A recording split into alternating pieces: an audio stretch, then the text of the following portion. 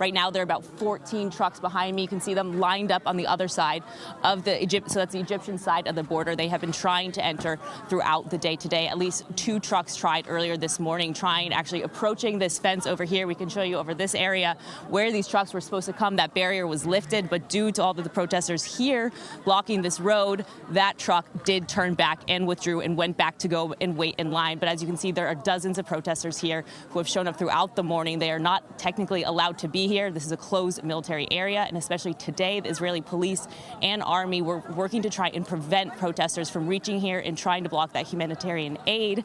Instead, you can see those protesters did manage to circumvent those army checkpoints, driving around, walking through fields to finally arrive here, passing through another Israeli army checkpoint where they were not stopped. There were 2 Israeli army officials who were standing there, let them go without incident. I tried to also talk to some of the policemen to ask them if this is a closed area. How did all these people manage to be here? He essentially said they didn't want to cause a lot of trouble with the civilians who are here. What they are doing is stopping them from going further into this crossing or further trying to go that way towards where the trucks are. Again, of course, that is entering into the Egyptian border. They're once again beginning to get some chants. We've also heard chants from these people here saying the army is with us, the police are with us. This is all due to the fact that they say that they were allowed to actually enter here, even while officially they're not supposed to be here. We can walk through the crowds just to see the number of different people out here, and we're going to interview some of them that we can try and find to talk to. Some of them who came out, but they're members from all different sides of the Israeli political spectrum. They say they're from the right, they're people from the left, they're religious, they're secular.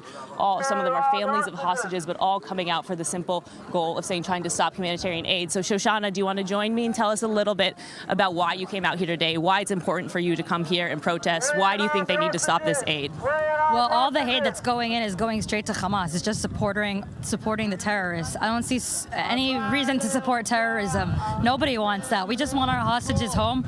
We want to stop Hamas. I don't understand why that's a problem. I don't see why the state of Israel should be supporting Hamas. So what do you think about renewed efforts to launch a ceasefire deal? The reason why there are humanitarian trucks going through for the past month or so is because of the first round of ceasefire negotiations that did allow some hostages come home. What do you think about renewed efforts, which would see even more humanitarian aid going into the Gaza Strip in return for potentially hostages?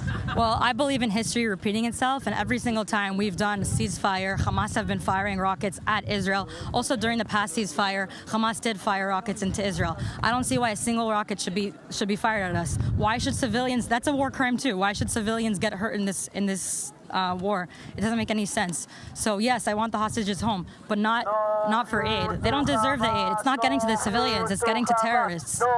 Thank you for sharing your thoughts with us.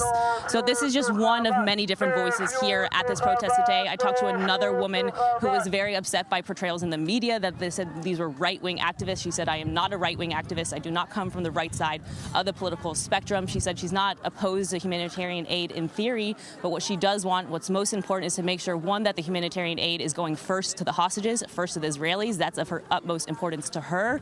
And also saying that any aid that does come in, she first wants to see all those hostages returned home. So many different voices here, but many, many people coming up to show against this humanitarian aid this morning. Jeff. Mary, I want to ask about the police, response of the police presence. This is a decision to let trucks in or humanitarian deliveries.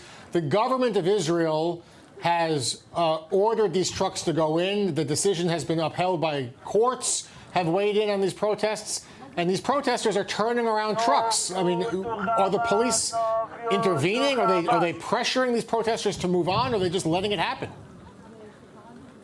They're certainly not pressuring them to move on. They are trying to contain them. Earlier, there was a line of Israeli army soldiers as well as police who were standing here blocking them from getting closer to where this barrier is, but they are not actively trying to remove them from this area. We do know that they did decide to let them actually enter onto this road. There was one checkpoint, but as I said before, that second checkpoint, they were allowed to pass through without incident. And when I tried to press the policemen, who just simply told me this is a closed military area, it's forbidden for civilians to be here, and I pointed around. I said, but there's so many civilians here. How exactly was that allowed to happen?